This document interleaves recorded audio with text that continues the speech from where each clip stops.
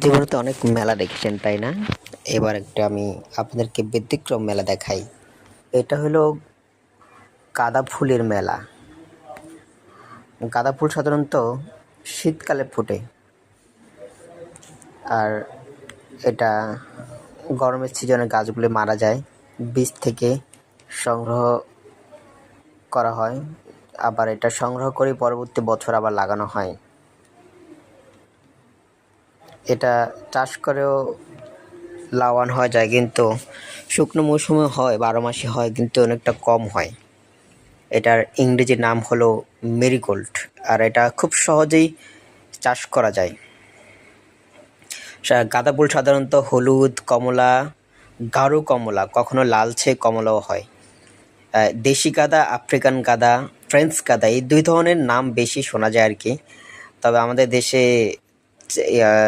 বেশি চাষ করলে বা ভালো মতো না হলে 3 পাতা 4 পাতা বের হয়, কিন্তু যদি এটাকে ভালো মতো প্রজেকশন করা যায়, হাইব্রিড বানানো যায়, সেক্ষেত্রে এটা অনেক বড় বড় হয়ে থাকে। যেমন বিয়াতে আমরা ব্যবহার করে থাকি, বাসর ঘর সাজাতে ব্যবহার করে থাকি, যে কোনো অনুষ্ঠানে আমরা ব্যবহার করে থাকি, এটা পূজায় ব্যবহার করে থাকি, মালা ব্যবহার, যে কোনো আমরা যে কোনো সৌন্দর্য বর্ধনের জন্য মালা হিসাবে এটাকে বেশি ব্যবহার করে থাকি। এটা মাটিতেও লাগালেও হয়, আবার মাঠেও চাষ করা যায় অন্যান্য ইয়ার মতো। তবে এই গাছে প্রচুর পরিমাণ রোদ দরকার হয়, রোদ ছাড়া এই গাছ একটা বেশি ভালো থাকে না। যেখানে 5 থেকে 6 ঘন্টা ডেইলি, মানে দিনের 5 থেকে 6 ঘন্টা যে কোনো সময় যদি রোদ থাকে, ওখানে গাছটা ভালো হয়। জোরে জোরে মাটি পানি এমন ভালো হয়। আর মাটি শুকিয়ে গেলে পানি দিতে হয়, না হয় গাছগুলো একটু দুর্বল হয়ে যায়। আর এটা সরাসরি সার দেওয়া যায় না, তবে এটাকে করতে হয় আর কি, জৈব সারটা দিতে হয়, ডাল ছাঁটাই করতে হয়, তাইলে এটা ভালো থাকে। তো আপনারা কে কে এরকম মেলার আয়োজন করছেন আমাকে জানান।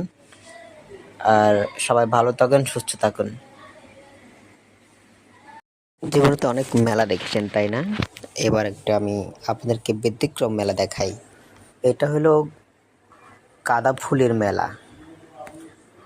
গাঁদা ফুল সাধারণত শীতকালে ফোটে,